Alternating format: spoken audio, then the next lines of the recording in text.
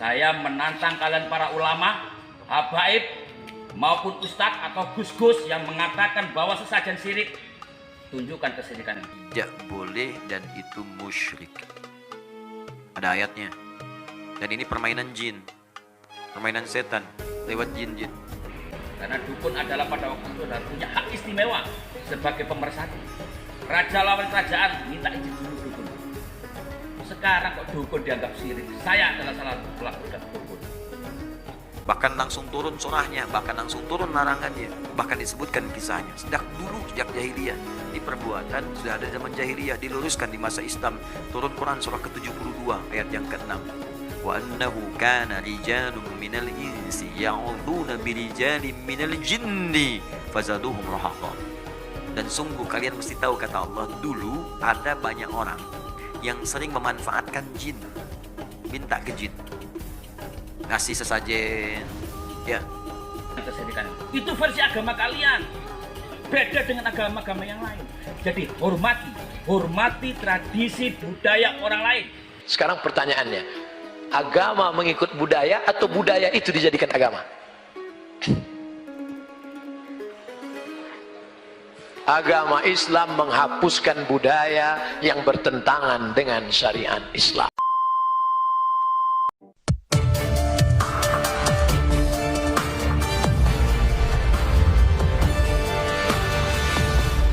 Subscribe dulu yang belum subscribe. Selamat menonton. Enjoy. Mengagamakan budaya atau membudayakan agama? Ada budaya itu adalah hasil cipta karya karsa manusia. Kita sepakat dengan itu? Di Mesir ada budaya menghanyutkan anak gadis ke sungai Nil. Ustadz datang.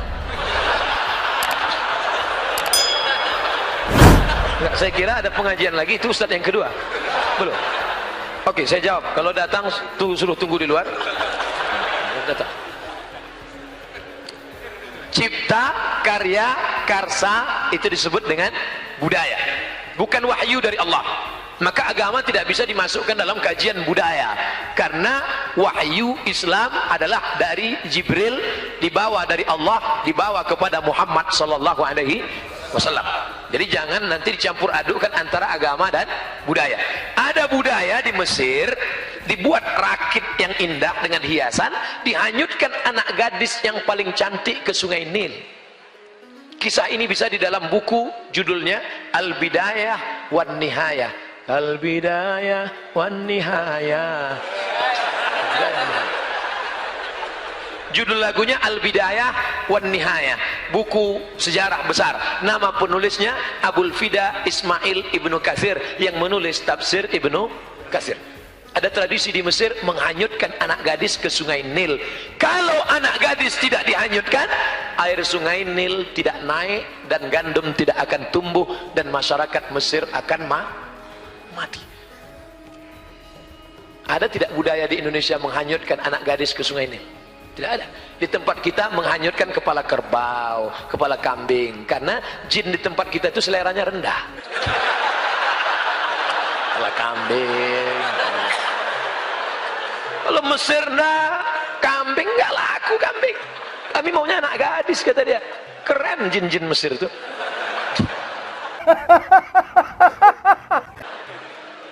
Maka gubernur Mesir waktu itu namanya Amr bin As. Siapa namanya? Amr bin As. Nama khalifah yang ada di Madinah Umar bin Khattab. Harus jelas. Nama gubernurnya Amr, nama khalifahnya Umar. Jangan nanti pas pulang cerita terbalik. Nama gubernurnya Umar, nama khalifahnya Amr. Amr bin As kirim surat. Wahai Tuan Khalifah, ini ada budaya di Mesir menghanyutkan anak gadis. Aku mau melarang mereka, mereka nggak mau. Karena kalau tidak dihanyutkan, sungai Nil tidak akan naik. Dan kalau sungai Nil tidak naik, gandum akan tidak tumbuh. Kalau tidak tumbuh, orang Mesir akan mati. Unjuk rasa besar-besaran. Apa unjuk rasanya? Beras mahal. Beras mahal. Akhirnya Umar bin Khattab menulis secari kertas kecil, Kertas itu dilipat halus, dimasukkan ke dalam amplop, amplopnya dimasukkan ke dalam amplop besar, bawa pulang menuju Amr bin As. Amr bin As membaca surat, wahai Amr bin As, hanyutkan amplop kecil ini ke sungai Nil. Amr bin As penasaran, isinya apa? Dia buka isinya, ya Nahran Nil, wahai sungai Nil, min Abdillah. Dia tidak bawa nama-nama khalifah. Wahai sungai Nil, dari hamba Allah Umar bin Khattab, in kunta tajri min qibalillah fajri. Kalau kau mengalir karena Allah, mengalirlah. Wa in kunta tajri min qibalak fala tajri. Kalau kau mengalir karena dirimu, tak usah kau mengalir sampai hari kiamat. Dimasukkan lagi amplop kecil, dicampakkan ke sungai Nil di waktu malam. Besok pagi naik air sungai Nil ke atas. Sejak itu dihilangkan budaya menghanyutkan anak gadis ke sungai Nil. Sekarang pertanyaannya, agama mengikut budaya atau budaya itu dijadikan agama? Agama Islam menghapuskan budaya yang bertentangan dengan syariat Islam. Di Riau, tempat saya, kampung halaman saya, ada tradisi menanam kepala kambing untuk membuka hutan. Hai segala hantu setan penjaga hutan, ini kepala kambing, makan. Datang mufti kerajaan Siak Sri Indrapura, kerajaan Melayu Islam, tahun 1723. Sultan terakhirnya Sultan Syarif Kasim menyerahkan kedaulatan kepada Presiden Soekarno 1946 di Yogyakarta. Kami mengikut Indonesia 1946. Kami paling cinta NKRI. 11 juta gulden disumbangkan Sultan kami untuk mengikut negara kesatuan Republik Indonesia. Allahu Akbar. Muftinya berfatwa tidak boleh menanam kepala kambing ke dalam tanah untuk sesajen. Dihapuskan budaya itu. Makanya yang ditanam hanya darah kambing saja, karena darah kambing haram dimakan. Darah nggak boleh. Darahnya masuk ke tanah, lalu masyarakat bertanya, Kiai, Ustadz, darahnya buang karena najis. Kepalanya antar ke rumah saya.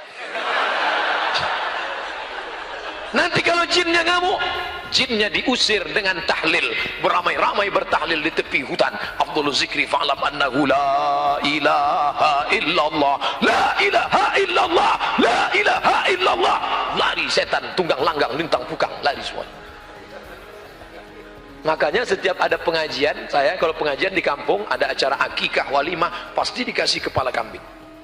Kenapa? Karena tradisi dari dulu kepala kambing yang ditanam dalam tanah dinaikkan, diletakkan di dalam ustadz. Ustadz makan otaknya dengan lidahnya. Sekarang ustadz banyak yang setelah makan itu berkunang-kunang. Ketika ditanya, kenapa ustadz? Jinnya ganggu. Bukan, darah tinggi kumat. Dari kisah yang terjadi tentang budaya di Mesir dengan yang terjadi di kampung halaman saya tentang menanam kepala kambing, bisa difahami tentang jawaban ini? Itu enaknya ceramah di komunitas Civitas Akademika, mahasiswa-mahasiswi cerdas mereka. Yang nggak paham pun nganggu. Lupa juga untuk komen dan share, like, dan jangan lupa juga untuk subscribe rancangan saya agar anda tidak akan ketinggalan untuk nonton video-video saya akan datang. Jadi itu saja daripada saya. Terima kasih kerana menonton. Bye.